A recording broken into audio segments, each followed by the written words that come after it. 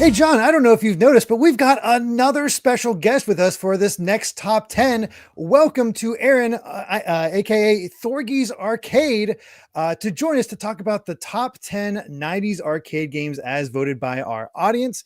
Not sure if everybody knows this, but he's kind of an arcade fan, more specifically fighting games. But I figure if you were in the arcades in the 90s, you're kind of familiar with the games that were coming out beyond fighters. So how you doing, Aaron? I'm doing just fine. It's great to be on here. Thank you guys for having me on. This is an incredible episode to be on because you just brought up right there. Yeah, I am mostly focused on fighting games, specifically, a lot of older fighting games like from the 90s. But the arcade scene was so wild back then because fighting games really did give rise to that. But there was this entirely other corner of the arcade over there. It's weird. Fighting games were almost like 50% of arcade games that came out back then. Like when you told me you wanted me to be on this episode, I almost want to ask, do fighting games even count for this? Because they almost feel like their own separate corner because there's this entire other ecosystem of arcade games over there. But yeah, I definitely do have a decent amount of experience with the entire wide structure of the arcade scene back then. Yeah. Or at least I hope I do. You're probably going to throw out a bunch of things I'm like, I've never even heard of that. Just smile and nod.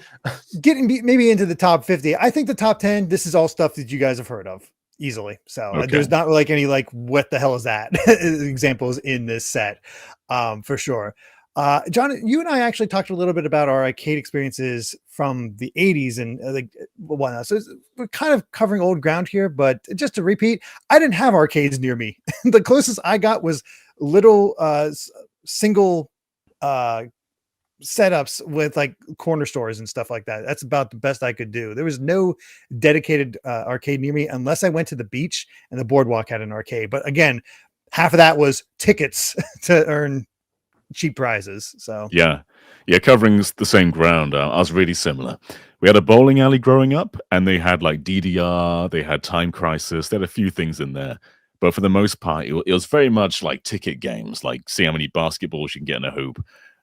But in recent years, there's barcades that have come up, and I go to those a bunch with friends. So I get a lot of my 80s and 90s arcade experience from them. But every now and then you catch a 90s arcade machine just lingering in a non-arcade place like a bowling alley.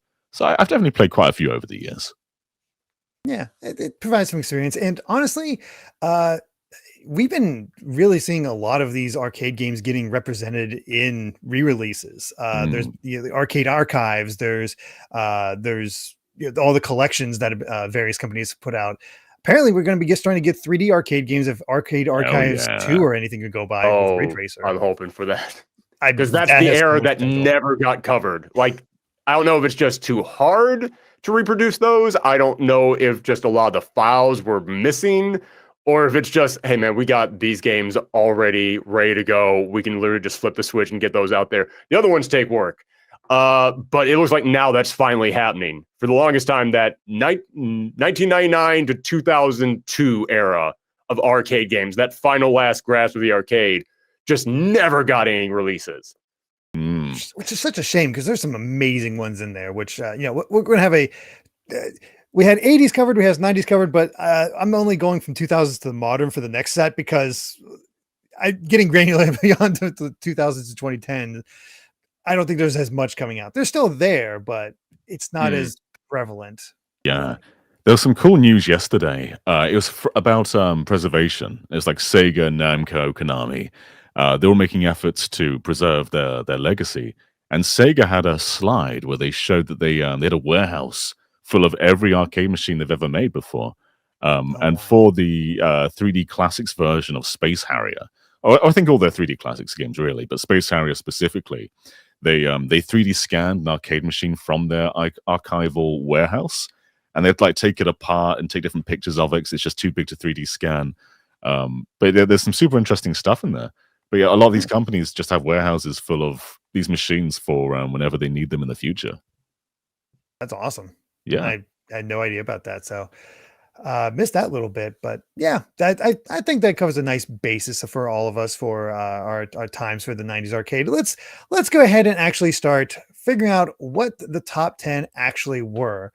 Now, as always, we have a nice wide set. 277 votes this time around, so not nearly as high as the GameCube got, which is not unexpected for our audience. But the variety is there because among those 277 votes, we got 294 different games represented. So just to show the wide breadth of the arcade scene of this decade, it's pretty impressive. Then there's definitely some that was not even mentioned. So tons of great arcade games out there to try out. But let's go ahead and get started. John, Aaron, what is the number 10 90s arcade game of all time? It's very difficult to pinpoint. One thing I love about this era is it started to embrace controllers that weren't just sticks. So it was experiences you couldn't really get at home, at least without a peripheral. And a big part of that was DDR, Dance Dance Revolutions. I wonder if that's made its way on here. Because I know future entries were a bit more refined, but that first idea of a dance mat, I think, probably made its way onto this list. I have a feeling that's on the list, but in my mind, either DDR is like number 2 or it's not on the list at all. Like I figure it's gonna be like way up there or nobody even considered it. Right, because everyone knows DDR. You got a point there. Yeah. It's one of those things that like transcends the arcade. It's one of those that when you think about, you're like, oh yeah, I guess that does count as an arcade game, doesn't it? Because it's just, what is DDR? It's DDR. That's what it is. Yeah. But I do like your idea of going with something that isn't a classic controller. I'm going to go, I might be getting a little bit too out there. I'm going to go with the Terminator 2 arcade game. Ooh, okay. Very nice. Well, John, you're talking about non-conditional controllers. That is not the case with number 10. At number 10, X-Men the arcade game. Whoa! Oh, okay. Yeah. I thought that was going to be higher. Okay. Yeah. It's always number 10 always throws you for a loop because it's like sort of sets the baseline of what you expect of where things are going to place. But yeah, with 354 points, and just as a reminder to Aaron, it's 10 points for your number 1 game down to 1 point for your number 10 game for everybody's lists. This is a classic. X-Men is beat 'em up that actually did get re-released in the PS3 360 era. God knows with if we're going to get voice lines too. Oh, that's which right. is wild. I forgot all about that. And yet they tried to replicate how corny the old voice lines were, and I gotta give them tons of praise for that, for doing that. They know that's part of the charm. Yeah, this is actually one I played a bunch. In fact, before you guys talk about your stories, I gotta get one of mine out. I went to a camp with Boy Scouts that had like cabins set up, and in a centralized part of the camp, they actually had like a little I don't know, refreshment area. And they had an arcade set up there with X-Men. And I'd seen it multiple times before, but I was never able to get through it. They had this thing set up where if you put in a single quarter, it got you like 20 lives. Jeez. And so like we were actually able to beat the game because, hey, we could afford to do this. So I've actually played through the entire game and it's a lot of fun. Derrick knows what it's like to be rich from this. Yeah. Man, I found this in a barcade recently, and there was a problem though. The screen was like really disorientated and fuzzy, so it's like extra hard mode because you just can't really see what's going on. It's just super bright and overexposed, but it's still fun. It still didn't stop being fun. And I'm actually quite surprised this is number 10, to be honest. I thought that this would show up around like the halfway mark, maybe even higher than that. I had number 7 on my list, yeah, so a little bit higher. Yeah.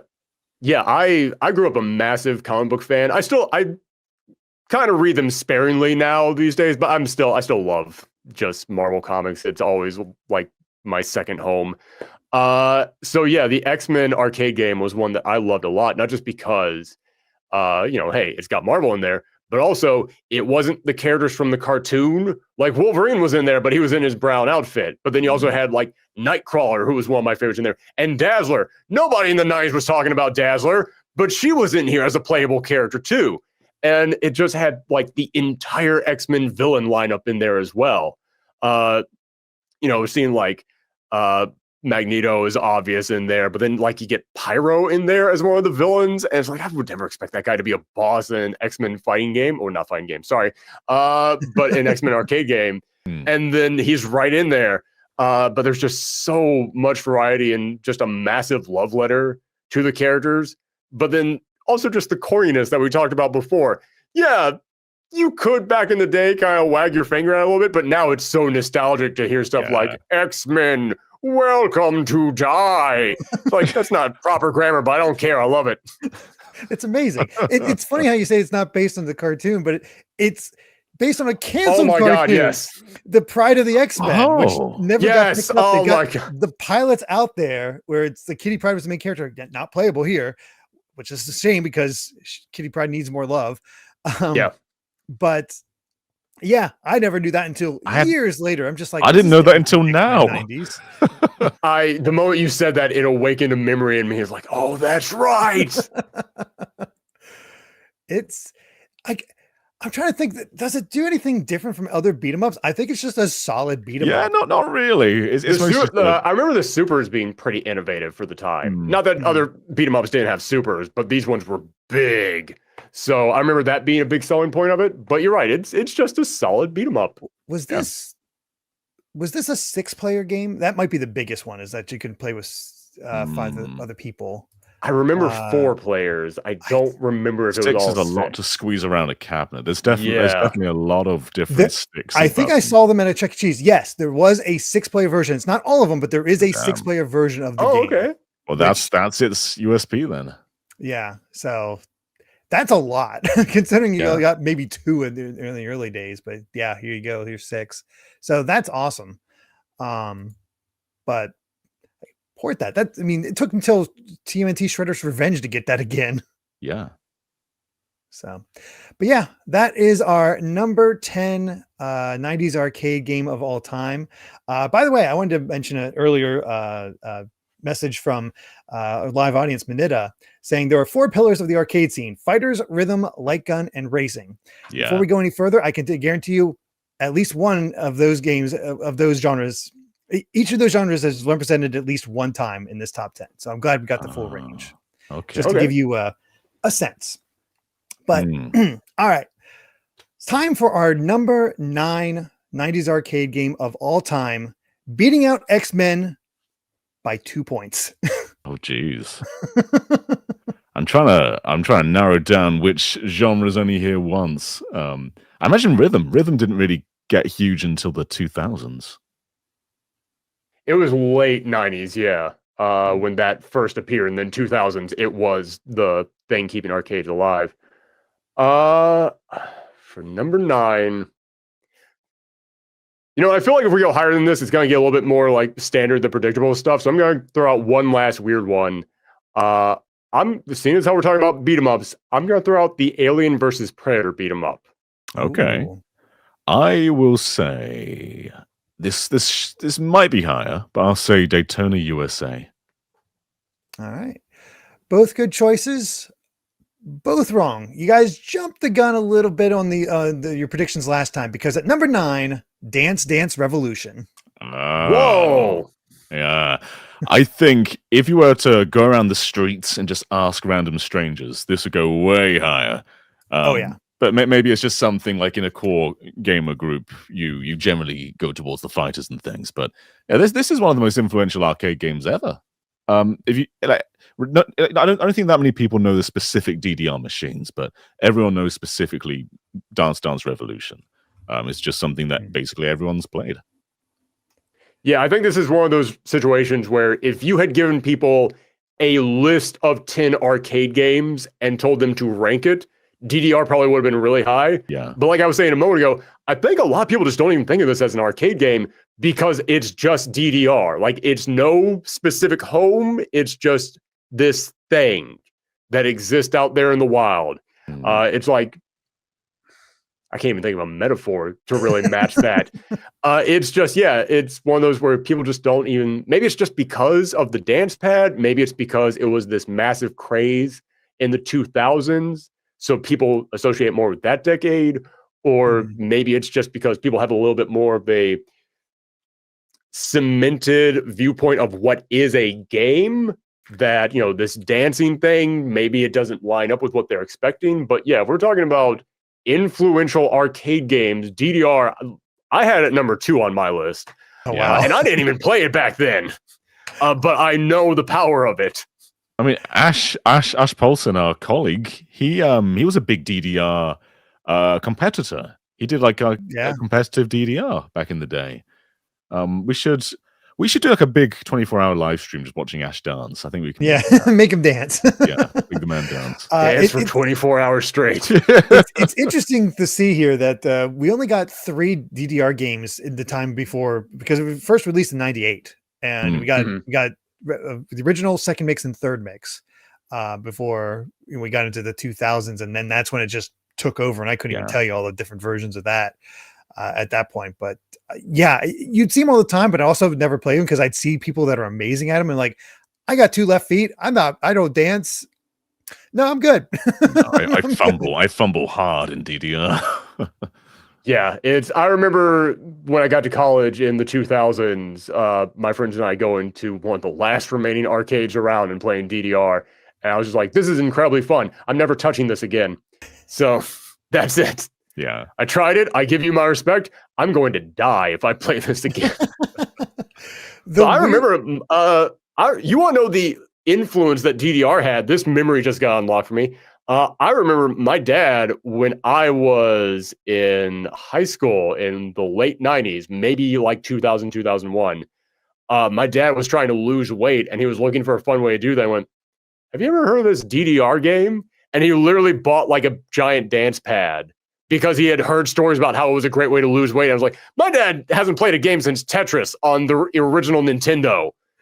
And even he's looking at this. Yeah. So that's the power of DDR. Like, that is the range of audience that it was able to reach. I think the home versions even had a calorie counter. Like, they measured how much like you like right. like how many calories you burned as you were dancing. So they were kind of marketing in that way. It's not a bad idea. And I think definitely put a couple, like a lot of Japanese songs in people's heads for the like the dance mixes and all the various versions.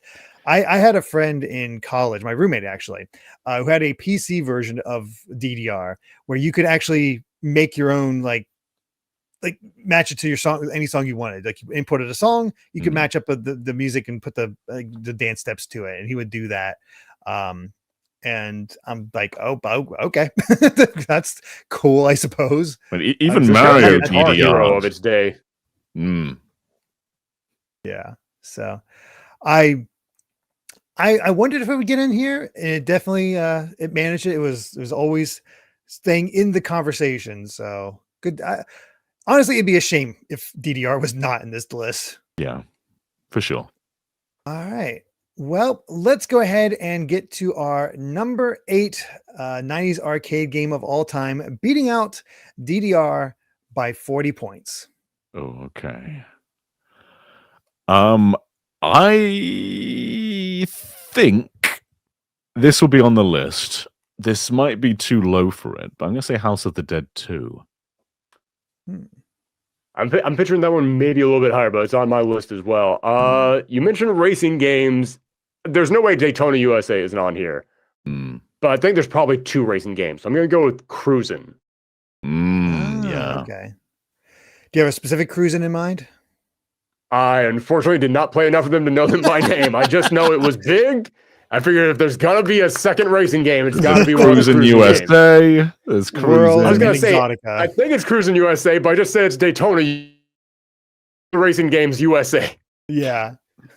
Initial D USA. Of course. A 4th racing game USA. I don't know why I'm asking for specifics, because at number 8, John, you got it right. House of the Dead 2. Oh, whoa, okay. I think there's another great rail shooter series that I think deserves to be higher. But House of the Dead 2 is a remarkable game and a huge step above the original. Like, you go back to that first House of the Dead, and it's great, but the second one just solidifies everything. The pacing is just so perfect. And it's hard as balls in the arcade as well. You really need that second player to survive anything. But yeah, and it's just iconic too. All the voice acting is just incredible. You mentioned how they revoiced the X-Men arcade game. With the remakes, they've revoiced them as well. But it doesn't sound right. It sounds like they're trying to sound bad. You can't recapture that just honest bad acting. That's just something so charming about that. You can't be bad on purpose. Camp is the art of love that just didn't work out right. So yeah, it's impressive. The funny thing is, I would see these arcades at like the Boardwalk arcade, but I never picked it up. I think it's just like my family is still very much like, it's horror based. You probably shouldn't play that, so stay away from it. But it's, you'd still see it. And it was like, it looks cool, but I associate with more of the Dreamcast, and people talk about it then. But when I was a kid, I definitely never checked it out. But I also didn't play a lot of light gun games because I was just kind of bad at them. Didn't have the same here. I did play House of the Dead though, and I'm glad you brought up the horror elements of it because I'm also a big horror fan, and I feel it's kind of important to say that House of the Dead was one of those games that got a lot of people kind of interested in horror because, you look at the home console horror games, you had to go out of your way to get those. You had to specifically go to a place with that in mind, spend the money to get that thing. But the great thing about the arcade is it exposed a lot of people to a lot of different genres because they were just there. You just went to the arcade, and this thing that you might not have been interested in, it's right there, and it cost $0.25. So, hey, give it a try. And I think that House of the Dead was able to get a lot of people kind of interested in a genre they might not have checked out before. Yeah. And light guns are just magical, just the way they work. It just syncs so perfectly to the screen. And House of the Dead had that really fast reloading mechanic. We just shoot off the screen and then you reload. And if you want to, like, you can dual wield as well. Like, you can put 2 quarters in and just start blasting it all the zombies yourself. I wish I had thought of that. I've seen people. I did see somebody do that. Yeah. I don't know if they did okay from my memory, but I did see somebody do that because, well, why wouldn't you want to do that? Honestly, I've seen some people, like, video of people being really badass looking as they're doing, like, they're just in it and they're just able to, like, shoot off screen, bam, bam, bam, bam, off screen, bam, bam, bam, bam, and it's kind of funny. I'm more familiar with Typing of the Dead than anything else. I mean, this is an incredible game. I think it's one of the best rail shooters ever. But there's one series I'd put above it as a rail shooter. So I hope that other one shows up. But House of the Dead 2 is just phenomenal. All right. Well, let's move on and see what our number 7 90s arcade game of all time is. This beat out House of the Dead by basically another 40 points. Okay. What are you feeling? There's a part of me that's thinking, I haven't mentioned any fighting games yet. And I've got 2 that I'm picturing are probably way up there.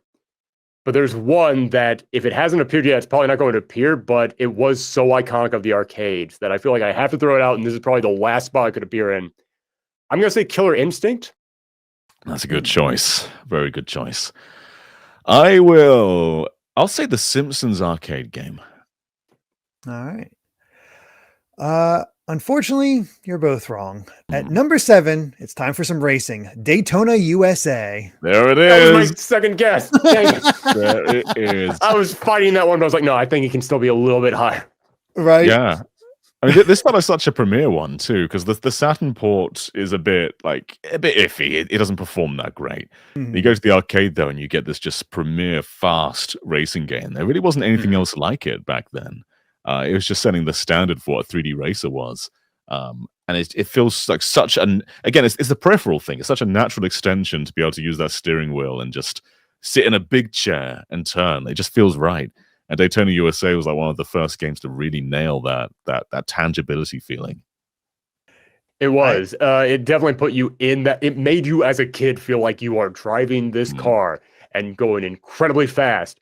And also, we have to point out, it had the catchiest theme song of any game of the arcade. I mentioned this in our Street Fighter retrospective, but when you went to the arcade in the 90s, you heard 3 sounds: the clacking of air hockey pads, Dawson's elephant on the Street Fighter machine, and the Daytona theme song.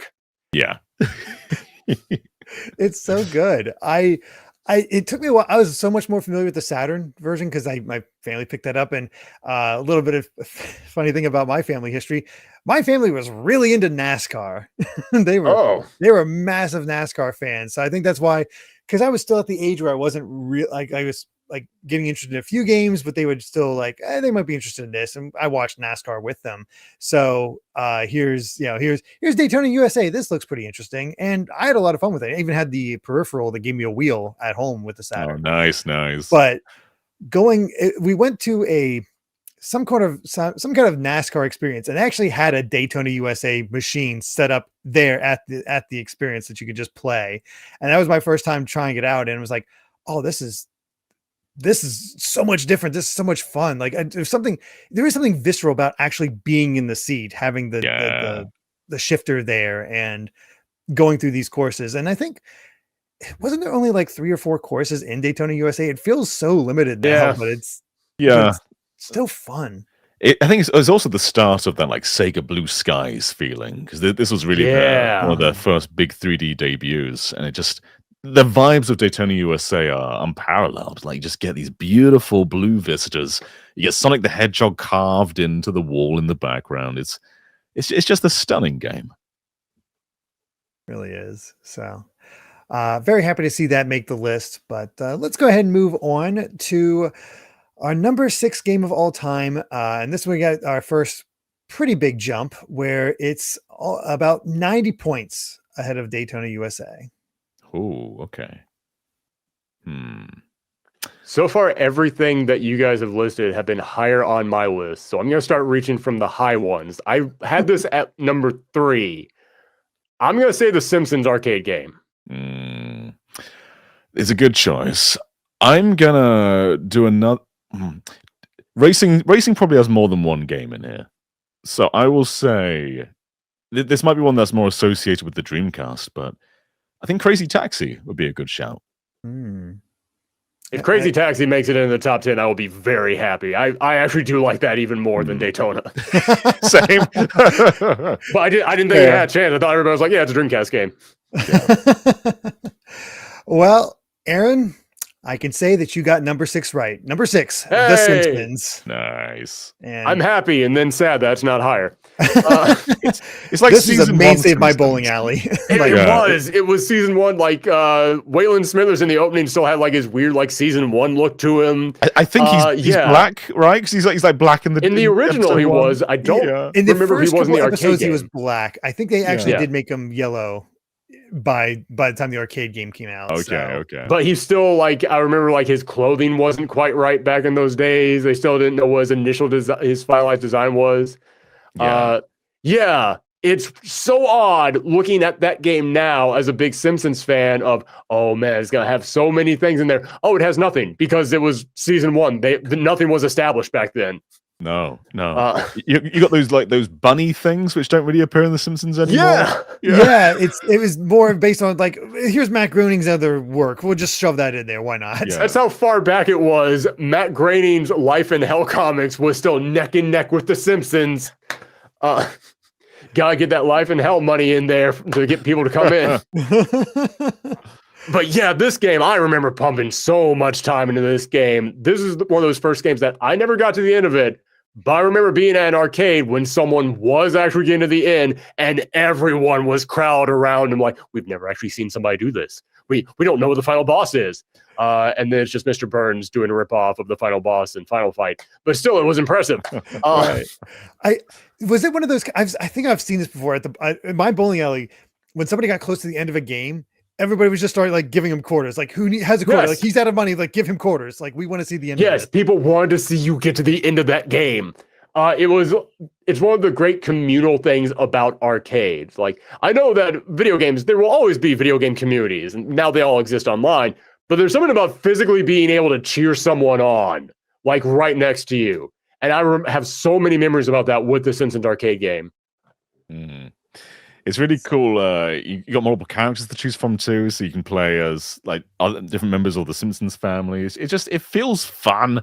I think for the same reason that X-Men did. Like, you get this property that you love, but it's different for the Simpsons though, because that's not violent, really. It's not a superhero thing. It's a sitcom. You wouldn't imagine it being a beat 'em up. Yeah, so all of a sudden, like, you've just got Homer just punching I can't remember the core enemies. It's like just goons, just punching. Yeah, basically just goons. It was like a bunch of guys in suits. I remember there was the giant crusty blimp, which the animation on that was really impressive. Yeah. But yeah, I remember there was like a dream sequence that you went into, and I don't remember the final boss in that, but I remember it was very trippy. Man, it's one of those games that I keep thinking about to this day, and how big the Simpsons have gotten, and how many games they've had, and no one has ever tried to go, hey, let's just make an updated Simpsons beat 'em up. Because I'm not trying to say that like any video game is easy to make, but a beat 'em up a 2D beat 'em up would definitely be easier to make than a giant, massive, open world Grand Theft Auto parody. So somebody had to have pitched it. Like, yeah, we could probably get this out in like 2 years. Come on, guys, we can do this. I wonder, now that you mentioned that, with the revival of the beat 'em up and so many games getting beat ups, it's possible. It's possible we could get another Simpsons arcade game. Because we didn't get. I mean, they're working with Disney right now for the Marvel one. So Disney's been shockingly good about re-releasing their old games. Yeah. Like, I never want to give Disney too much credit, but I do have to admit, they're not afraid to come in here. Like, they re-released that Gargoyles game and gave it a big, massive treatment for its release. Like, someone at Disney likes their old games. Somebody does. Again, like X-Men, this did get a re-release on PS3 and Xbox back in 2012. Oh my God. But I'm sad I never picked it up because it's one of those things I was at the time, it's like, oh, it's so short. I don't know if I want to spend that money. And now I'm like, damn it. I should have. It's gone forever. Yeah. Yeah, this has been gone for many, many years now, right? Yeah, I think looks like the last we've got was an arcade 1-up 30th anniversary version back in 2021. So yeah, but man, that's some core memories. And it's the weirdest thing is that it's just season 1. Like, yeah, why would you make a Simpsons, like, did Simpsons come out of the gate that big? Because it did. Okay, because I was always under the impression that it had struggled to get to season 2. Yeah, it's season 1 might not have been that great, but by season 2, everybody was talking about. Like, they were on commercials everywhere. People were doing the Bartman. They were teaming up with pop stars out there. Like, season 3, which still not even that great of a season. It's an okay season, but they got like, the biggest musical stars on the planet to come on for that season.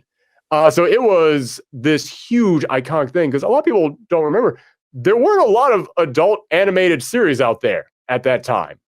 It kind of died down a lot from like the 70s or 60s, I want to say, because like when, televisions were just becoming a big thing.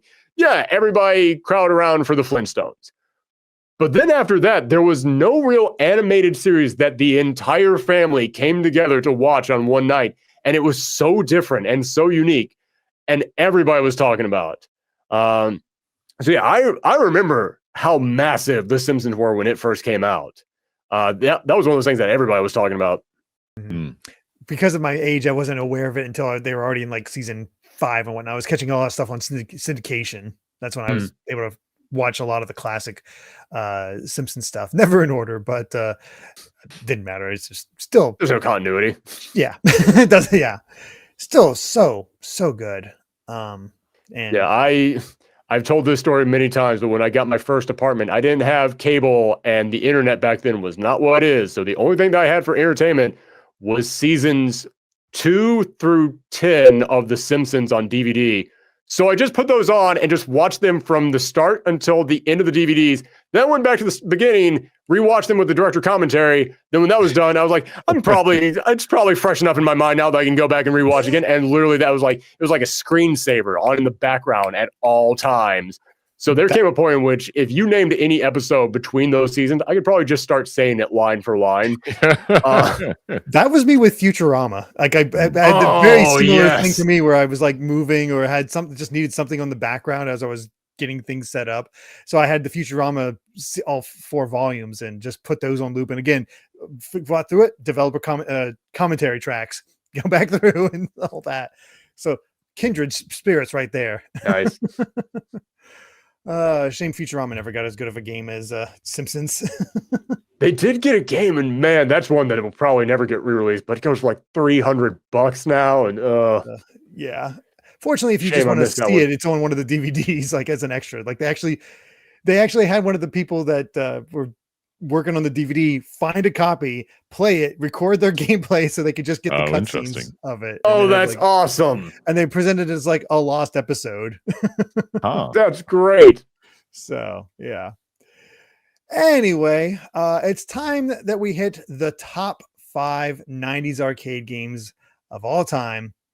And number 5 beat out The Simpsons by 8 points. cool. Okay. Oh, wow. There's a lot of fighters left, but I'm going to throw one out there that probably won't be on the list, but I want to say Point Blank. I don't even know that one, actually. I'm only aware of the PS1 version, I'll be honest. Point Blank saw is come a up and I never Namco looked light at it. gun game. It's kind of like WarioWare. Like, it would say things like shoot all the bottles or shoot all the chickens, and then you do like fun little things. Well, that sounds great. Shoot, what do I want to get? We've cleared out almost my entire top 5 here. We have not had a fighting game yet, though. And No, we haven't. I'm going to say Mortal Kombat 2. Good choice. All right.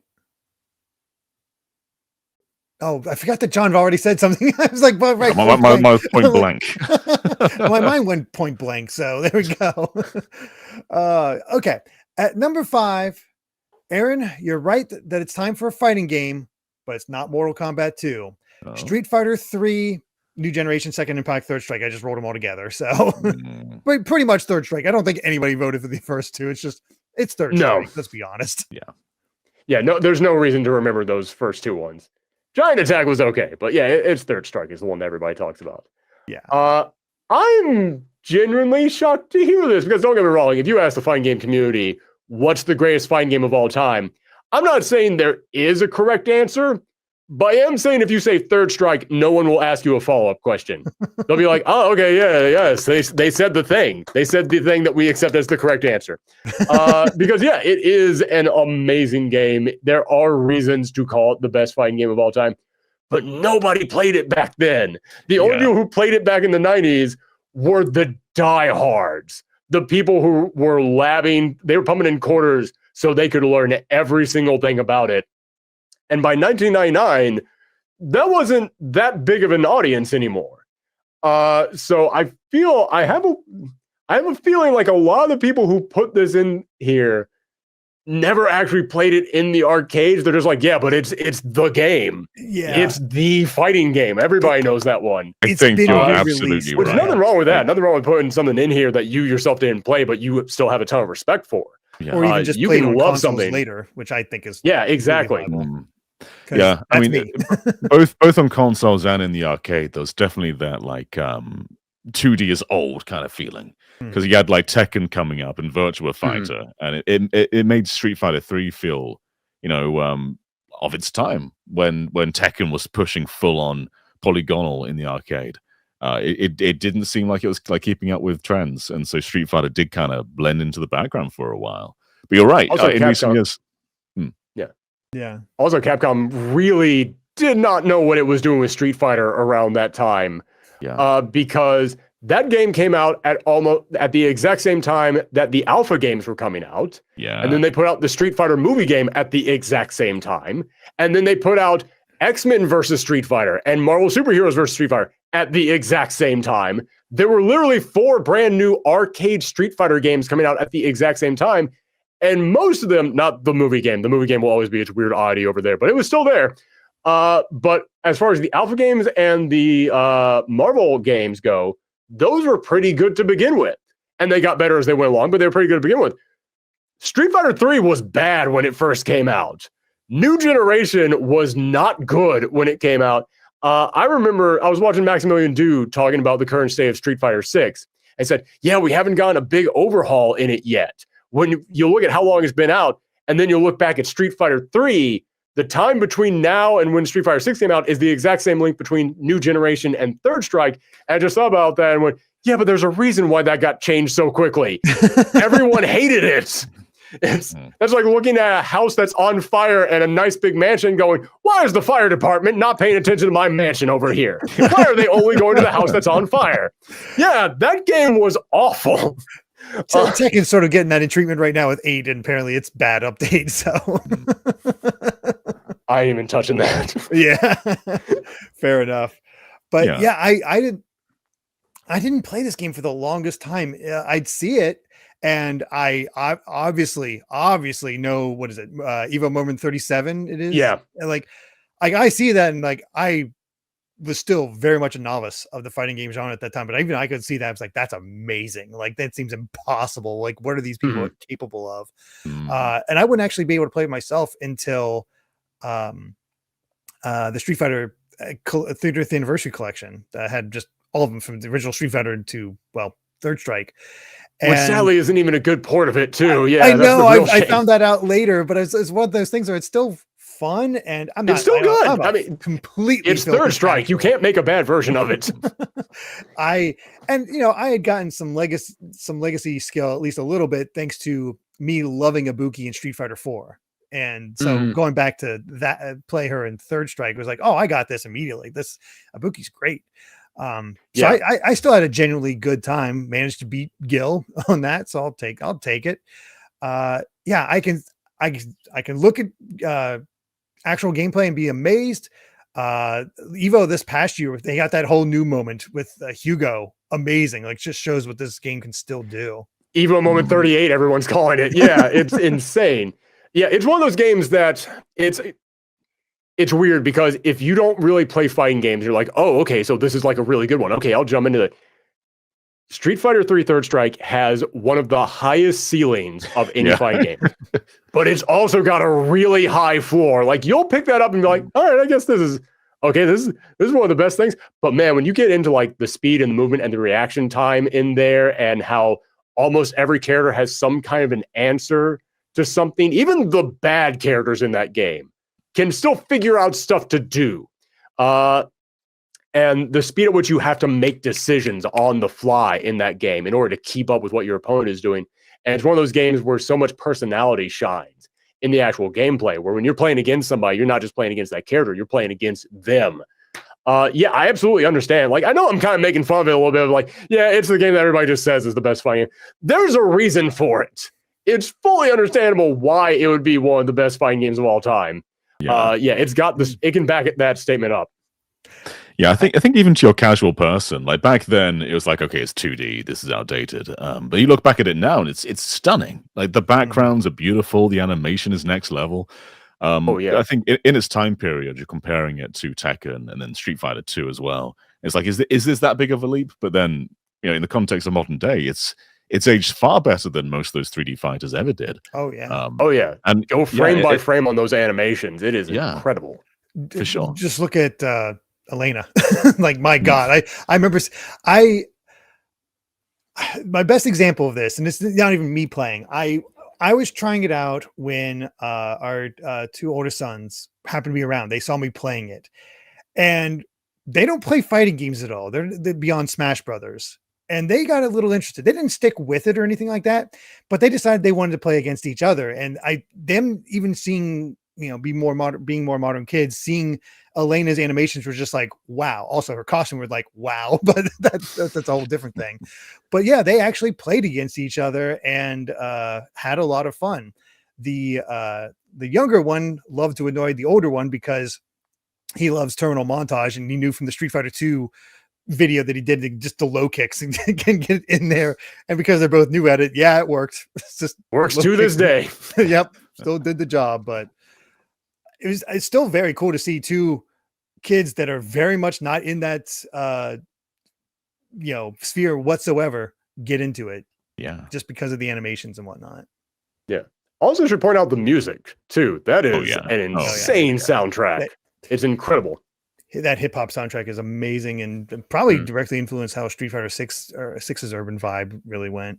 They definitely were like, okay, we got to win people back from Street Fighter 5. What was the last time everyone liked us? Third Strike? Got it. Yeah.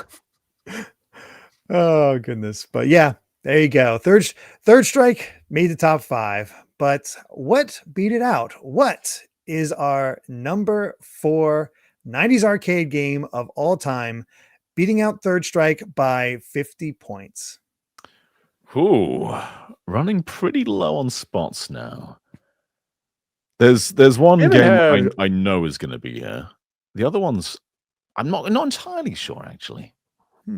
There's two that I'm positive are still there, but one of them I could see being at number 4, but we haven't had a run and gun yet, have we? No. Are you thinking Metal Slug? Yes, I was just about to say Metal Slug. I'd be shocked if it's this high, but I can't think of another one that'd be higher. Yeah. I hope this one's a bit higher, but I'm gonna pull out Time Crisis 2 now. Oh, okay. Ooh, yeah. Great choices. Love both games. It is not that game. At number 4, Marvel vs. Capcom Clash of Superheroes. Oh. Whoa. Okay. I didn't think it would make it in here because I figured everybody would just go straight to Marvel vs. Capcom 2. Well, 2 is a 2000s game, so it does not. Exactly. That's why I figured it wouldn't be in here. I think that's why everybody put Marvel 1. It's like, well, we got a Marvel in here somewhere. Is this a consolidation place then? Because Marvel 1's good, but you don't only hear about it as much. Flavor compared to Marvel 2, that's for sure. It is a very different game, and I will admit I kind of like it a little bit more, but it's because Marvel 2, in order to be like really good at that, you need to be really good at that. There's a lot to keep track of in there. Marvel 1 feels a little bit more casual. Like, it's not nearly as crazy. And also, like, it's still got the gameplay feels a little bit more in line with the older games, which that's what we just had like 3 or 4 other Marvel related games leading up to this. So it was like, oh yeah, all my skills are transferring right into this one. Whereas Marvel 2 like shaked everything up. But also, I remember that game just kicking the door down for a lot of Western Capcom fans and being like, here's a bunch of characters you've never heard of. And you look at them and go, they're the coolest characters I've ever seen. I don't know who this Jin Saotome guy is, but I want to know all about him now. He was in the first one, right? I'm not about to make a total idiot on myself. Right. But I remember Strider Hiryu being in that. And Strider definitely had games come out globally around the world, but they had flown under the radar for a lot of people my age. Well, this is where he got his redesign, isn't it? It is. Because it's very much like Pit in Smash Brothers, where he had this really basic kind of version of Pit from the NES, and then he gets his redesign from Brawl, and all of a sudden everybody's paying attention. It's like, oh, who's this guy? He looks awesome. Yeah, this game, definitely I remember the roster of it was incredibly impressive, because I also remember, talking about the Marvel characters, Venom made his first appearance in the game in there. And I remember everybody was like, oh, is this going to be a Spider-Man clone? But then he starts playing and go, oh, no, these guys know who Venom is. And it was the 90s. So if you read comic books back then, you like Venom. If you read comic books back then, someone just shows up at your house with a Venom t-shirt and says, this is yours now. You have to like this guy. And we did. So yeah, I was stunned to see Venom popping up in there. And then there were all the secret characters in there too. I remember taking magazines to the arcade just with all the different codes in there and trying to figure out how to unlock all the secret characters in there. And I didn't even understand how busted they were back then. Now I do, and I would have taken way more advantage of that back then. But yeah, it was incredible how much stuff they squeezed in that game. And all the assists, I know I'm rambling here, but all the assists that they put in there. Just all the characters who they were like, okay, we can't make the roster any bigger, but we're going to give you these characters who can come in for one single assist.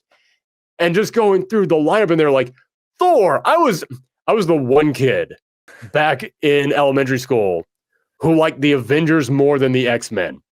In the 90s, that was sacrilege to say. Nobody knew who the Avengers were back then. I was that kid on the playground who, when everybody was talking about how cool Wolverine and Storm were, I was like, yeah, but this guy's called Hawkeye, and he's got bow and arrow, and this guy's Wonder Man, and he's made of ionic energy, and where's everybody going? Where, guys? But yeah, Thor popped up in there. I was like, nobody knows who Thor is outside of me. This character's here and just the Babysitters Club for some reason. Yes. Or whatever. Like Jubilee was in there. Adventures in Babysitting. That's the one. Which, yes.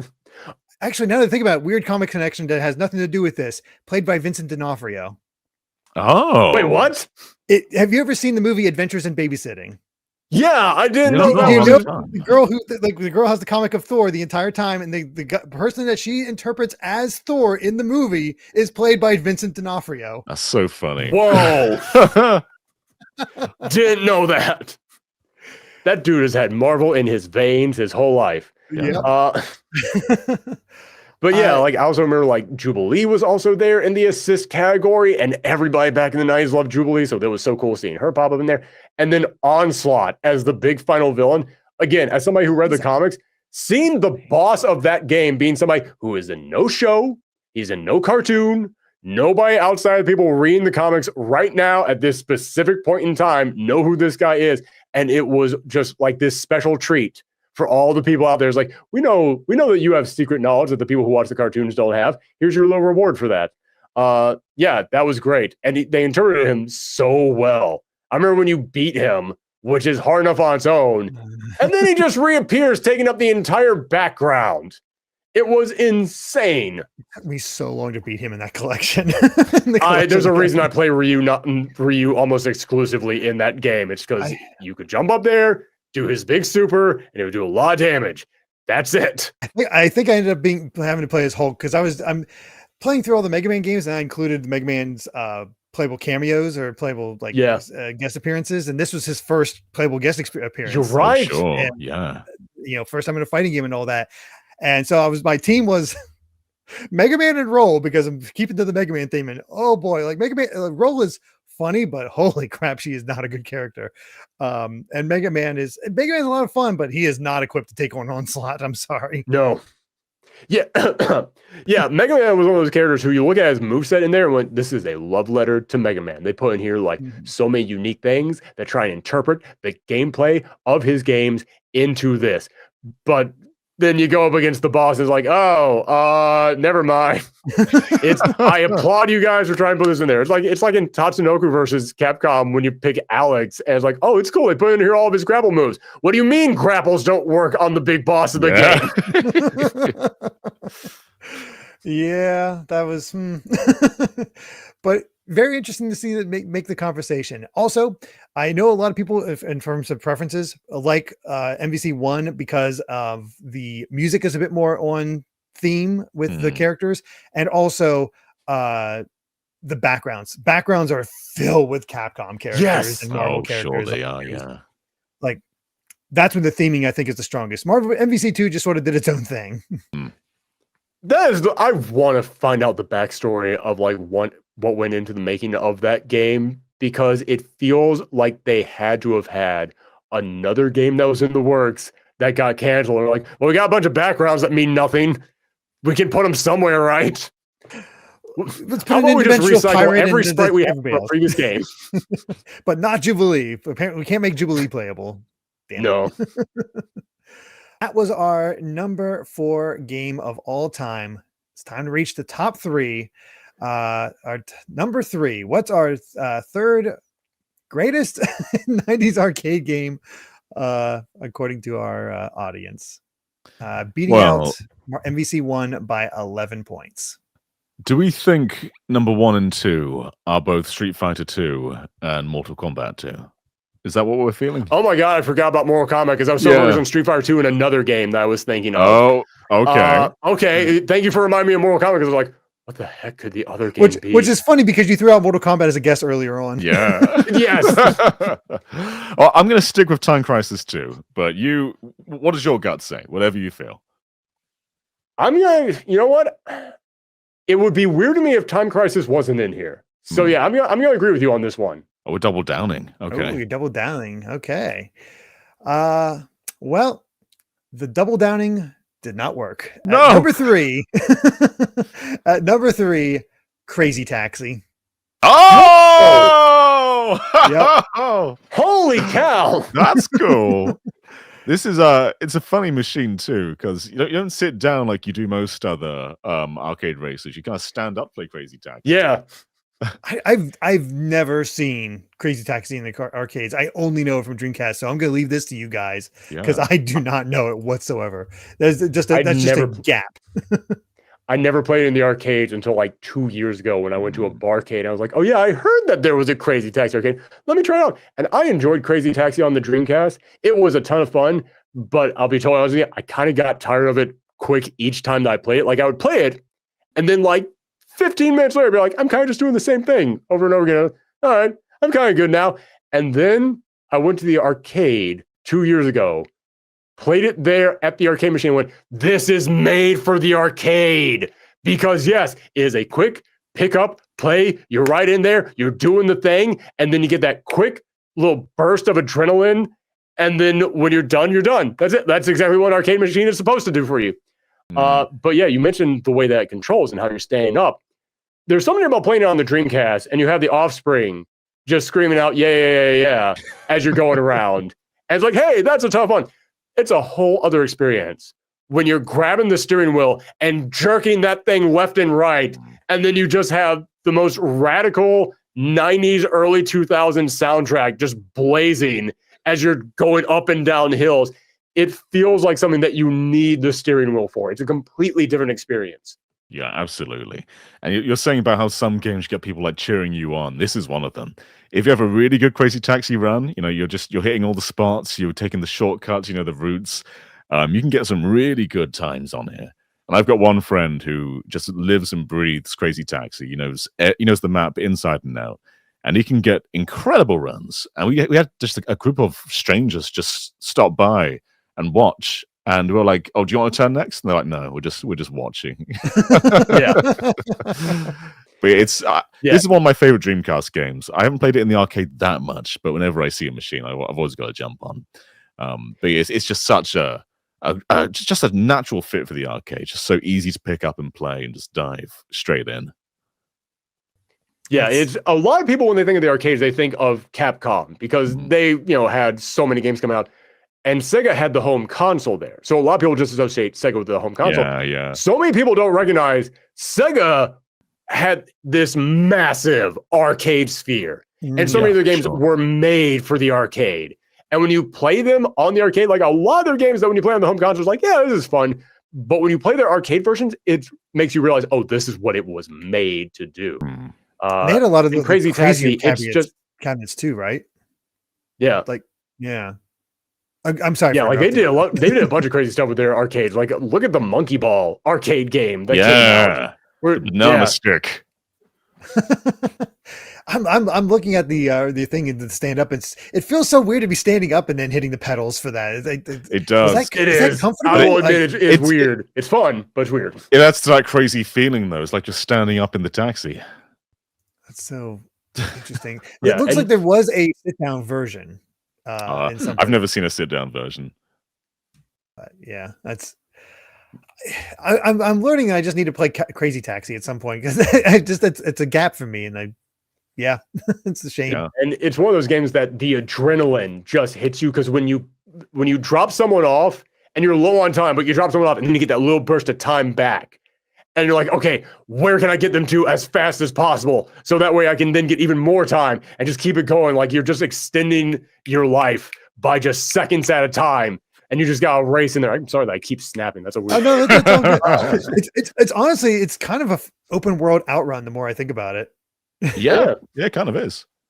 So cool stuff all around. Glad it made it in. I think it deserves it. Even though it also made the top 10 of Dreamcast, I think it fits. It is one of the best games ever. Like it deserves to be in any list. Yeah, when we were talking about Third Strike, I said a lot of the people who were putting Third Strike on here, they probably never actually played it in the arcade. They just know the legend of it. So many people don't even realize Crazy Taxi had an arcade version. So if somebody is putting arcade and putting Crazy Taxi on this list, they played that. They definitely played that, and they pumped a bunch of money into that machine. Awesome. All right. Well, we're down to our top 2. Okay. Any guesses? I'm going to go number 2 90s arcade game is. Go ahead. Yeah, go ahead, Aaron. I'm going to go Teenage Mutant Ninja Turtles, Turtles in Time. Oh, yeah. Yeah, that's a good choice. It feels like it should be Street Fighter and Mortal Kombat, but I'm starting to wonder if Mortal Kombat's even going to show up here. Yeah, if it hasn't shown up by now, I would be shocked. Yeah. But I also feel like Time Crisis should be here because I think it's better than House of the Dead. That pedal was innovative, so we're gonna stick with Time Crisis and Turtles. All right. Well, both involving time. Yeah, both in time. So who has the right time? That would be Aaron. Number 2, Turtles in Time.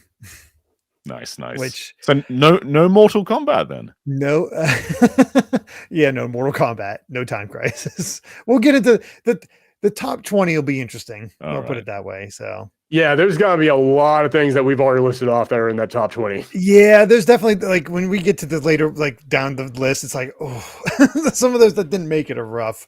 But again, there's only so many slots, and it's a good top 10, I'd say. This is a good top 10, yeah.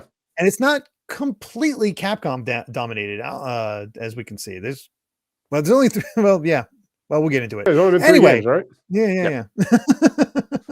But yeah, Turtles in Time, which I have more familiarity as a kid with the arcade version of the original TMNT. I'm more familiar with the SNES version, and to be honest, after playing the arcade version, I kind of prefer the console version, but it's still excellent. It's still an upgrade. Yeah, I think the home console was a little bit better, but that could be nostalgia because I mostly played on home console. But I have played it a few times on the arcade. I remember as a kid at Pizza Place, that was always like the game that I played. That and, oddly enough, Mortal Kombat 3, which I don't know why that was at a Pizza Place for families. But this game, I was a big Teenage Mutant Ninja Turtles fan back then. I don't know a lot of kids in the 90s and 80s who were not big Teenage Mutant Ninja Turtle fans. Yeah. And this one, very creative. Love all the times that they did. Just like with the X-Men game, love all the characters they got in there, all the villains. And, this was back in the day and age where you didn't have the internet. The moment that a game comes out, there's that giant 4-square thing popping up saying every boss in this game. So you didn't know who was coming up next. And they would just have that silhouette pop up. And you go, oh, I think it's this one. I think it's this character here. But they would always change them a bit to put them in the time, like Bebop and Rocksteady being on the pirate ship, I remember. But the animations were so good. I love just what you could do with all the enemies in there, like tossing them right at the screen. Yeah. I didn't know how to do that. So anytime that I accidentally did it, just fireworks went off in my mind. It was an amazing experience. It's interesting. There's a lot more beat 'em ups than I thought there would be on this list. Because there's a whole treasure trove of arcade fighters. And a lot of them haven't shown up. I guess the top 20 will have those, but it's also interesting how many licensed beat 'em ups there were. Like, I guess, if you're a kid in the arcade, you gravitate towards what you know, whether it's the X-Men or the Turtles or the Simpsons. But it's very of its era. Like, you don't really get licensed games that come up in the top 10 lists these days. But I think it's just different then, Yeah. You put a licensed game in a beat 'em up. It works on made in heaven. Yeah. The arcades were very popular back then. So if you had a project that you wanted to get out there in everyone's face, you tried to get into the arcade. Yeah. And beat 'em ups and fighting games were like the two. This easily translates into that. Like, if you want to figure out how to do a Teenage Mutant Ninja Turtle light gun game, I have no idea how to do that. How do you do a Teenage Mutant Ninja Turtle beat 'em up game? Foot soldiers, beat up the foot soldiers, shredders at the end, done. Yeah. Called lunch. There you go. I remember losing my mind as a kid, though, when I found out that Toka and Razor, because I was a huge fan of the live action movies. Oh, yeah. But Toka and Razor was one of the bosses. I'm like, oh, that's awesome. And he turned back to the original versions when you beat him. I completely forgot that until now. You're right. It's a good time. It just is there's a bit more content in SNES version, which I think makes it the superior version, but still, it's still excellent. Everybody knows, what is it? NYC 2 a.m. Yes. So yeah, that was an amazing opening to it. Everybody remembers that. Yeah. So just a classic. Again, get 4 friends, you and 3 other friends playing. I think 4-player beat 'em ups was the ideal at the time in the 90s. I'm remembering. It's like that was the magic number. Yeah, that's the difference between beat 'em ups and fighting games back then, is that, a lot of people wanted to play fighting games to play against other people and fight against other people. But there's a lot of people that really just want to get to the end of the arcade ladder and fight Bison and try and beat him and get that ending. And anytime someone came up and slapped a cord down, you're like, oh, I'm trying to get to the end of this. Please just let me. But when you were playing a beat 'em up and someone came up and slapped a cord down, and went, oh, thank God, I can maybe win this now. Thank you, stranger, for coming here and helping me. I was always down. Yeah. But all right. Well, There's our number 2 game of all 90s arcade game of all time. We've reached the top. What is our number 1 90s arcade game of all time? What year did Street Fighter 1 come out? Was that in the 1991. 90s? Oh, Street Fighter 1? Yeah. Like 87? 1987. It doesn't make the cut. I don't know what it could be that then. Big giant button that you had to smash. Oh, yeah. That's Well, if it's not Street Fighter 1, I don't know what it is. It's clearly got to be War Gods. This iconic 3D button. The Midway Classic. Wait, that might not even have come out in the 90s. That might even be off with my own joke. I don't know, actually. I feel like it came out in the 90s. It feels like a 90s game. I gotta look that real quick. 97. Okay. Okay. Oh, anyway. wow. Yeah. So, Street Fighter 2 then. Yeah. I did put the stipulation that I'm just rolling all the versions in together and did the same with Street Fighter 3, but I also double checked that nobody put like multiple versions. Yeah, it didn't matter. Even with them not having multiple versions on each line, beat Turtles in Time by 400 points. Like there is nobody that came close to Street Fighter 2, whether it's Champion Edition, Hyper Fighting, New Challengers, or Super Turbo. I'm not surprised. My apologies to the audio editor on that reaction. Wow. I love it. So I mean, it's the quintessential arcade game. I think people think about the arcades, they think Street Fighter 2. It's the game that caused the 90s arcade boom, because a lot of people think, the 90s was when arcades lived. The 80s and 70s was also when it lived, and then it kind of died down a little bit. And then it was kind of starting to go out. And then Street Fighter 2 came in here and just brought everyone back in a way that probably even surpasses the 70s and 80s. It's the third most successful arcade game of all time, right behind Pac-Man and Space Invaders. Yeah. That's a really good, those are some really good colleagues to stand side by side with. It also invented fighting games, which I didn't even realize that until we just did the Street Fighter retrospective on my channel. Free plug there. But we did the Street Fighter retrospective, and I thought, first off, it's Street Fighter 2. Obviously, fighting games existed before that if it's 2.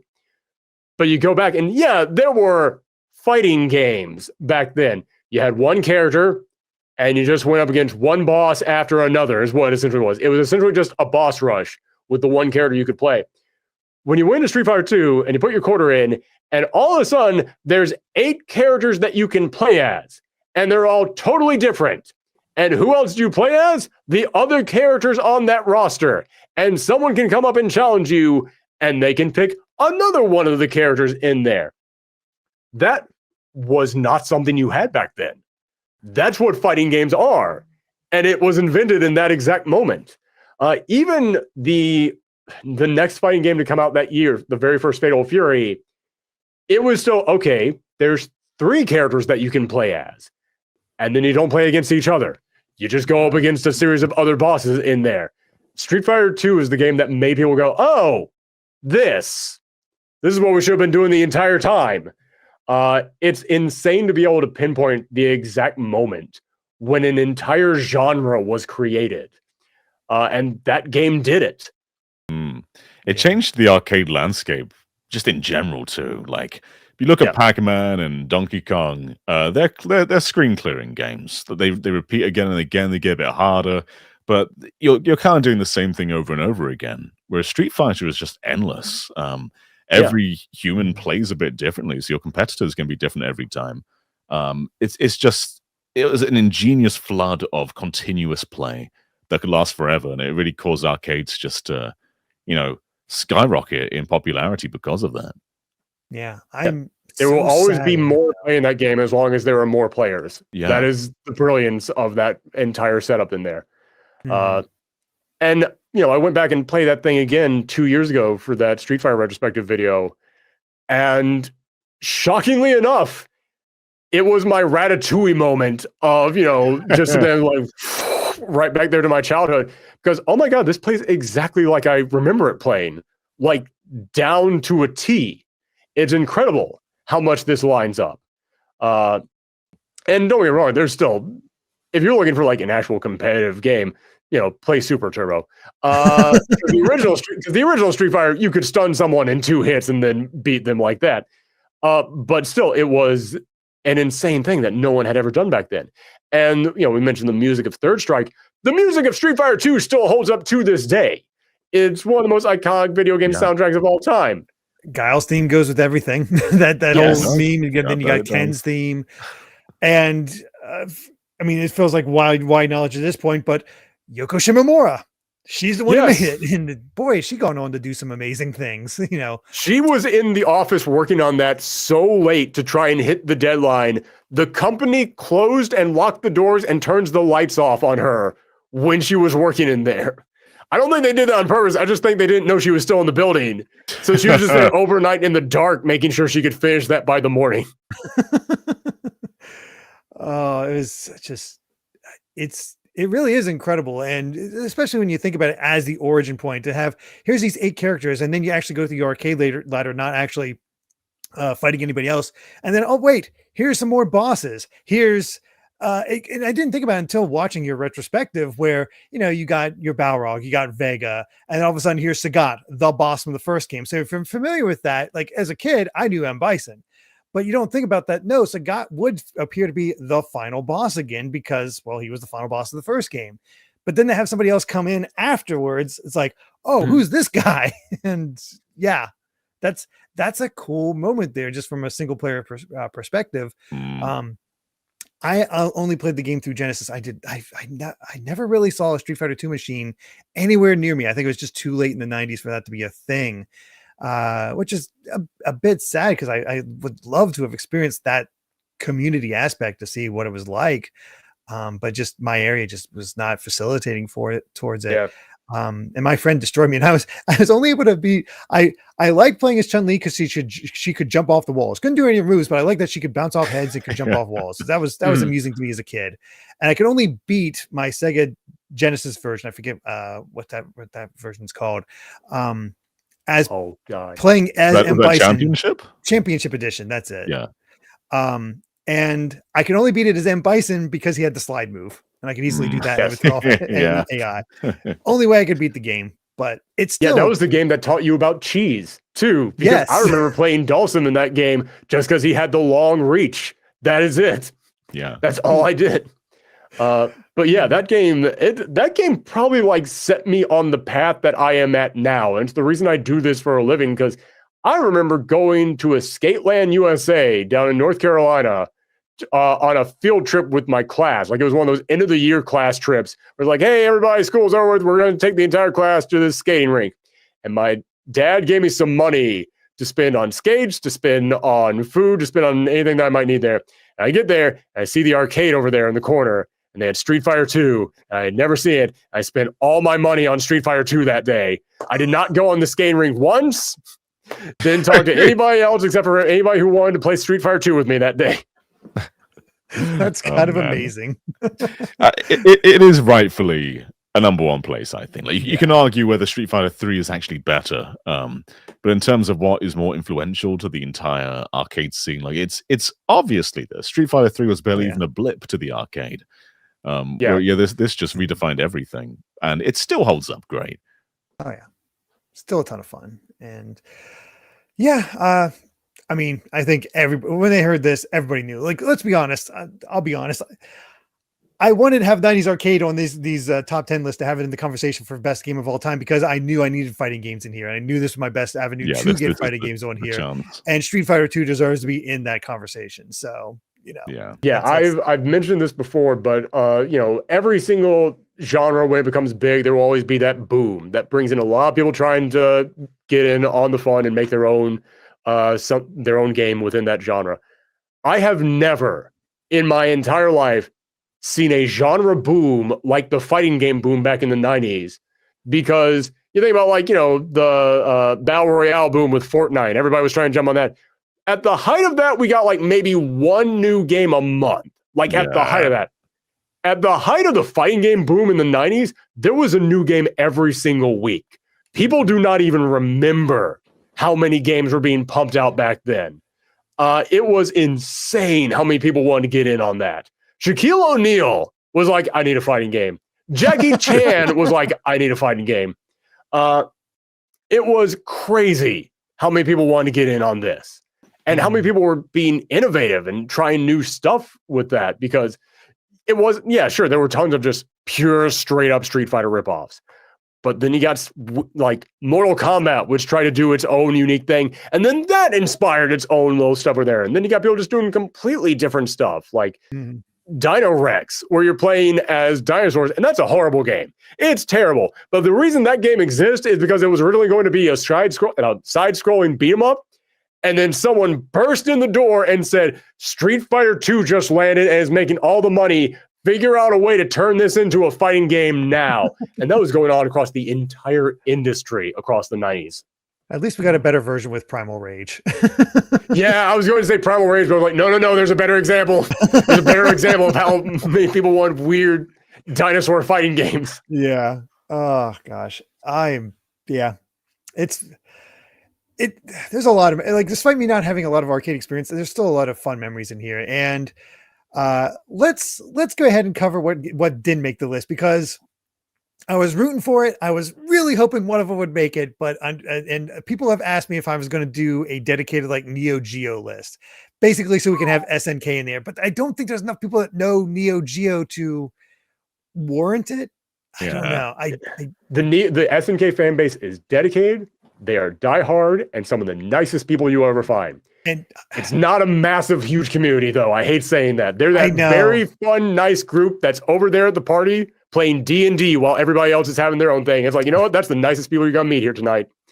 I've gotten into SNK games. I've stalled a bit, but I was playing through a lot of the King of Fighters, and it's like, damn it, they deserve it. They have some good ones here. And so, yeah. With that said, let's get into the what made the top 50. So, at number 11, and by the way, this was number 10 for the longest time. X-Men only barely beat it out. Missed out on it, and in the end by 15 points. Tekken 3. Oh, I was wondering if that was going to make it. Tekken 3 was in the top 10 for a while, and then X-Men just kept climbing higher and higher, and it's like, nope, it's out. That might be another one where you associate it with consoles, though. Like Tekken 3 was a huge PlayStation game. Yeah, Tekken 3, the entire Tekken franchise. It didn't even make the top 10 PS1 list because competition there was so fierce. So it's rough. Man. Yeah, Tekken 3, that was like the big 3D boom, or at least the second, because Virtual Fire was the first, like, we can do this. Yeah. And then Tekken 3 was this is how we do this. Yeah, this is what the American end, because Japan loved Virtual Fighter. It took a little bit for states. Yeah. Yes, this is true. But yeah, Tekken 3 at the end of the 90s was mad. In the 90s, you got a copy of the AOL disc and a copy of Tekken 3 in the mail. It just got sent out to the entire world. Everybody was playing that thing. Yeah.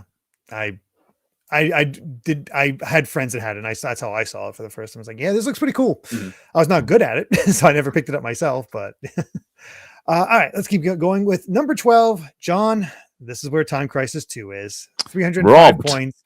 Missed it by 34 points. This should have been top 5. I was rooting for it. I was really rooting for it, but then I was seeing the other games on there. It's like, oh my god, what do you replace? I guess for you swap this and House of the Dead. I'll swap. House of the Dead is great, but Time Crisis is like next level. I think that pedal is just such an ingenious mechanic to duck in and out. Yeah, the pedal allows you to duck behind cover, right? Yeah, it just makes it feel a bit more. Like it's on rails still, but it feels like you're a bit more in control because you can like decide when you want to peer out, and like there's that penalty, like do you peer out now and shoot everyone because you're on a timer as well. So it's just this great risk reward, and it's just so fun to play because it's also got 2 different displays. There's one screen with you, and then your friend's screen is from somewhere else. So your partner's ducking on another side of the screen, and you're working together from different angles. Yeah, I think it's one of the best light gun games ever. Mm-hmm. So I'm again rooting for it, just did not quite make it. But at number 13. Losing out the Time Crisis 2 by 2 points, the King of Fighters 98. Whoa. SNK nearly made it. It was trying. It was like I was again rooting for it. It's like, oh my god, could we actually get a KOF in the top 10? And it just barely impressive. Missed it. Yeah. Especially because it beat out. Oh, go ahead. I was going to say King of Fighters 98. That's the game that will never die. It's not my favorite King of Fighters, but it will outlive all the other ones. All the King of Fire games in the world could burn, and there will be like 3 people sitting around a fire still playing King of Fighters 98. It is iconic. It's that first game that had the dream roster, where it's just everybody is here. Yeah, great game. Absolutely. And shockingly, beat out number 14 by 50 points, beat out Mortal Kombat 2. That's the crazy thing. Whoa. So much lower Would than never expect KOF to beat out Mortal Kombat. Is it seen as a console game, Mortal Kombat? Maybe. It wasn't in its era, But the thing is, but maybe now. I gotta say, Mortal Kombat has just not been competitive at all in any of these top 10 lists. Maybe it's our audience. It could be entirely be our audience because we probably skew a bit younger, but still, just wow. Yeah. That was another one of those like just. Oh god, what's the term that they use in Spider-Verse? Event moments, canon moments. Yeah, where it's like, nope, this is what the entire universe is revolved around. This thing must happen here, because it did also just change the landscape. It is the second most influential fighting game of the 90s, I'd say, because it was probably heavily inspired by Street Fighter 2 as well. But the moment that came out, a lot of people were going, let's stop trying to be like Street Fighter. Let's start trying to be like that. Yeah. All we have to do is be violent now. That's that we can do that. Yeah, and also the magic of the number 2, because you might think, well, it was probably Mortal Kombat 1 that really caused that. Mortal Kombat 1 caused a lot of uproar and people talking about because of the violence. It's not that great of a game. No. Mortal Kombat 2 is actually a pretty good game, and it's also got a ton of personality and a lot of cool characters in there. Yeah, that's the one that made a lot of people go, okay, we need to be ripping this off. That's when I until I realized he was very much a jobber. That's when I saw him and I was like, Spike Hands. And it was such Baraka. I had Blanca in my head. I was like, that's not right. I thought Baraka looked the coolest when I was a kid, and then I find out like way later, it's like, oh, he's just a jobber. He never gets anything done, which is a shame. But anyway, we have more of these to go through. Another shocker at 15, by the way. By 25 points lower by Mortal Kombat 2, Garo Mark of the Wolves. Maybe it's excitement for City of the Wolves releasing. Yeah. I mean, it's good. It's an amazing game. But I am surprised. Yeah. I would not. Again, SNK was there. They're competitive. As another point, only 9 points below that, Metal Slug 2/X. Man, SNK are just dominating the top 20, aren't they? Yeah. This has always been the curse of SNK, because we talked about how Sega and Capcom, those are 2 massive arcade titans. SNK was also there. Yeah. SNK has always been number 3. Not to throw another Simpsons joke in here, but SNK is always I'll vote for a third-party candidate. Go ahead, throw your quarters away. Terry Bogard ripping off his hat, punching it. It's an amazing game, but everybody's still, like, at least in the States, I have to clarify that. In the States, because I know that in Latin America, in a lot of parts of Europe, and a lot of parts of Asia, SNK was huge. It was dominating. It was massive over there. But speaking purely as North American audience here, SNK was just always the bridesmaid, never the bride. So many great games, so cool. And I hate saying this because this is also the reason why it was so big in a lot of other countries. It was the red box. And that red box is iconic. But when you go to the arcade and you see like Ryu Shoryukening some guy, and then you see like Shao Kahn's big skull helmet over there, and then you just see a red box, you know what you're putting your money into.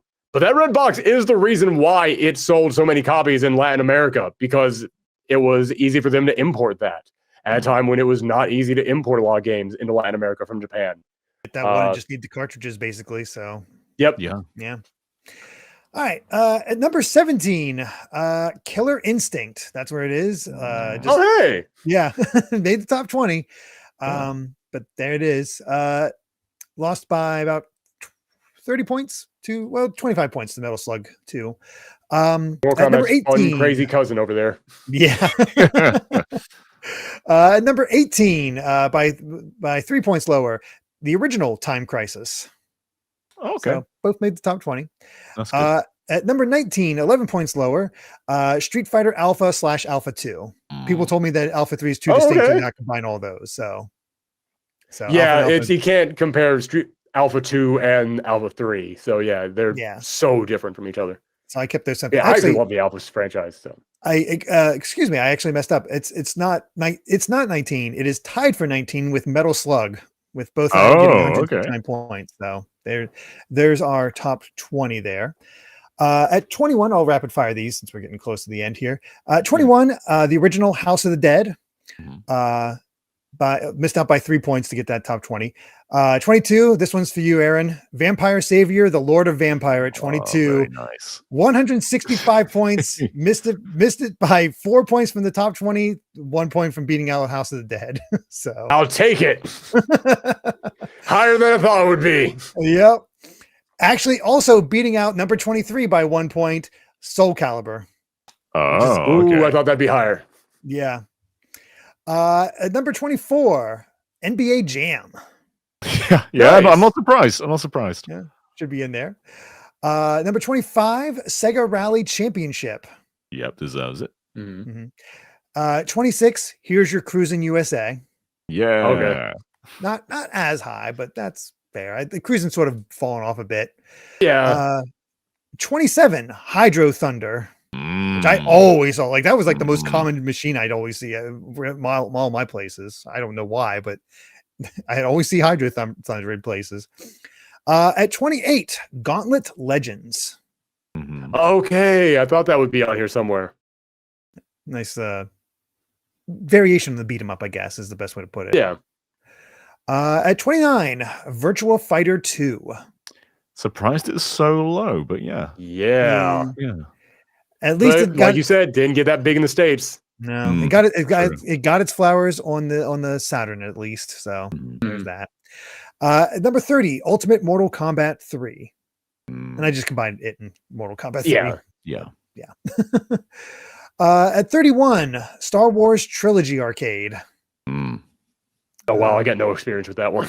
I've seen it, but I've not really played it. 32, Sunset Riders.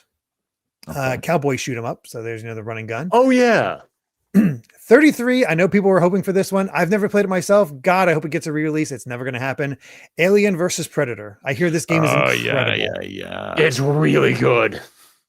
I want a beat 'em up collection too with it and basically all the other Capcom beat 'em ups that we haven't gotten.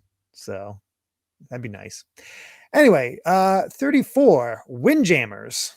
I hope this one will be way higher because it's so fun. It's so much fun. It is.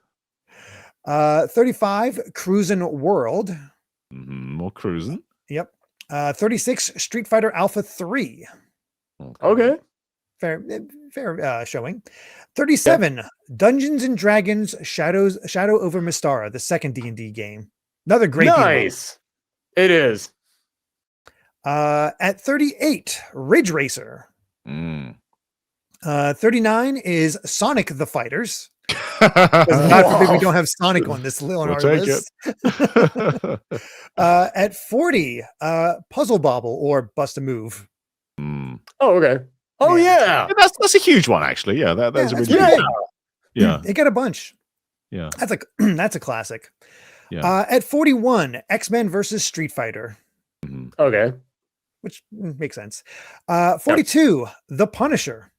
Yeah, huge. I was wondering if that would be in here. Yeah. Never saw that one, but yeah. 43, NFL Blitz. Nice. Kind of expected that to be a little bit higher, but it's still good. Yeah. John, here you are. Number 44, Point Blank with 60 points. Point Blank.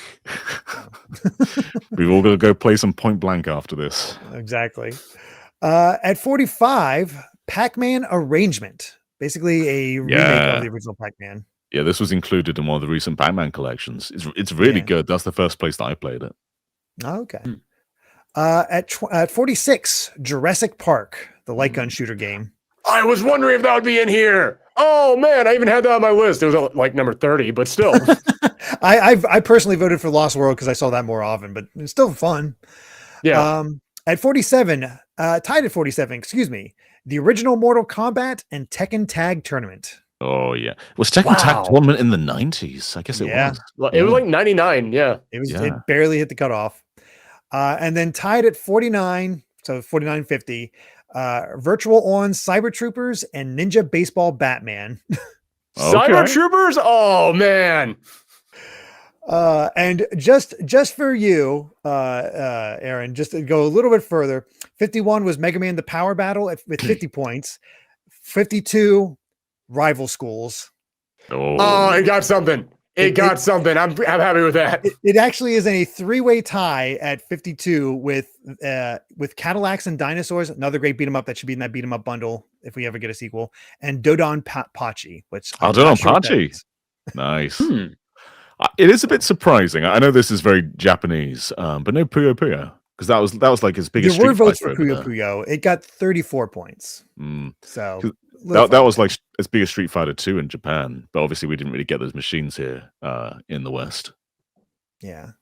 So, and even the original Darkstalkers put up a decent fight with 43 points. Hey, that's something. Yeah. JoJo's Bizarre Adventure got a few votes. Red Earth got 24 points, which I was surprised with. Whoa. So I personally enjoyed when I played Red Earth. I really enjoyed that game. So Red Earth has tons of personality and amazing character designs, but yeah, it was one of those games that I always just heard about and never saw anywhere. No, I never heard about it until I got that collection. Shell Shock asking about WWF WrestleFest. I got 13 points. Yeah, I know there's that WrestleMania arcade game that was supposed to be really good. Yeah. So I was wondering if that was going to be in here. There was WrestleMania, the arcade game, that got 8 points. Strider 2 got 12 points. Oh, okay. So got that.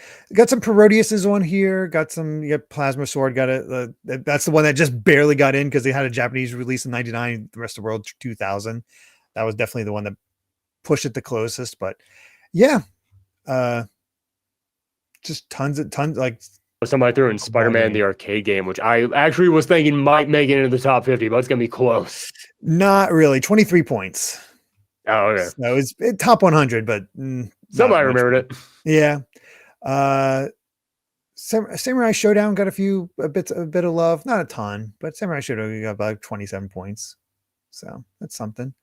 The next highest King of Fighters game was 97 with 30 points.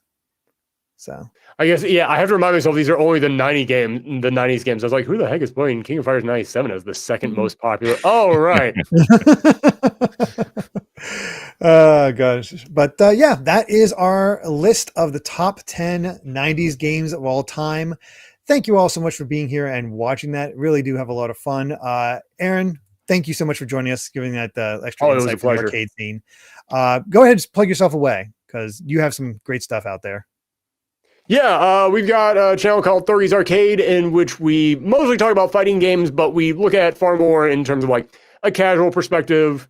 We talk a lot about older fighting games, and we tend to make very large videos. If you want fighting game videos that you can put on as a sleep aid in the background for 3 or 4 hours, that's the kind of stuff I'm making on my channel.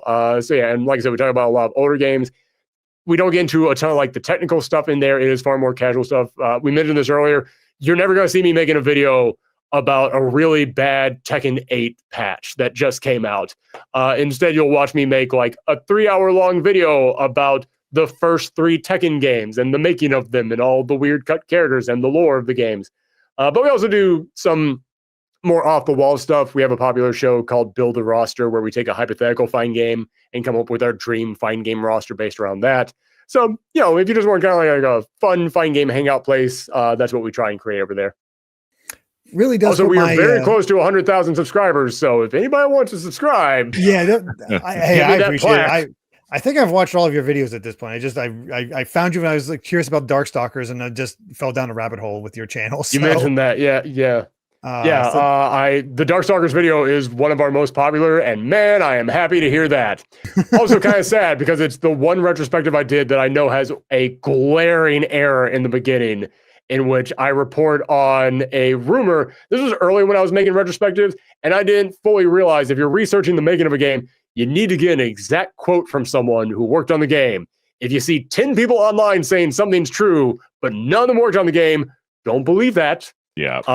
There's this rumor that's been going around for a long time that Elena in Street Fighter 3 was based off of the original idea they had for Felicia in that game.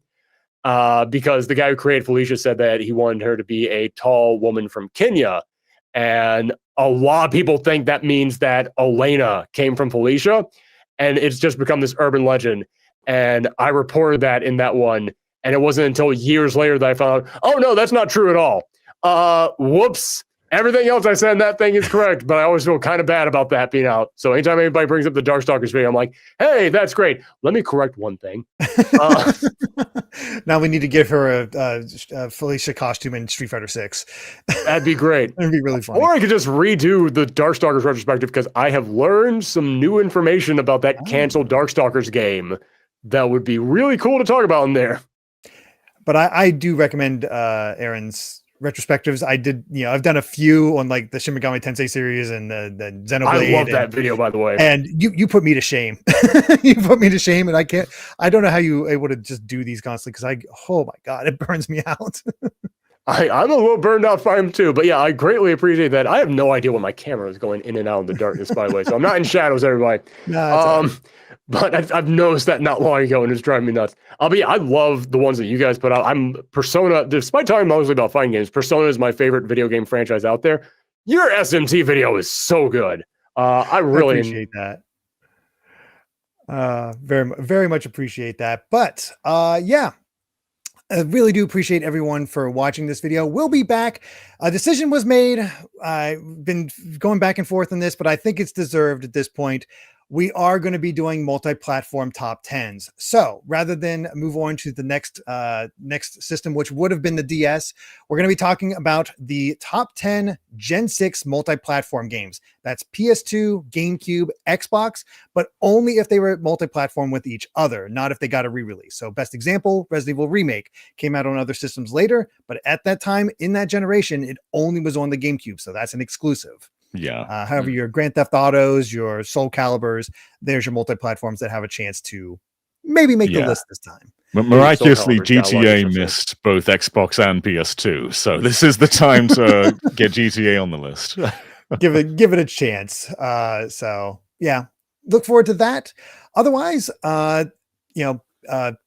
thank you so much for watching. If you enjoyed the video, please consider subscribing to GVG, hitting the like button, ringing that bell. We also have a Patreon at patreon.com/GVGaming with plenty of extra perks. So until next time, bye. Bye.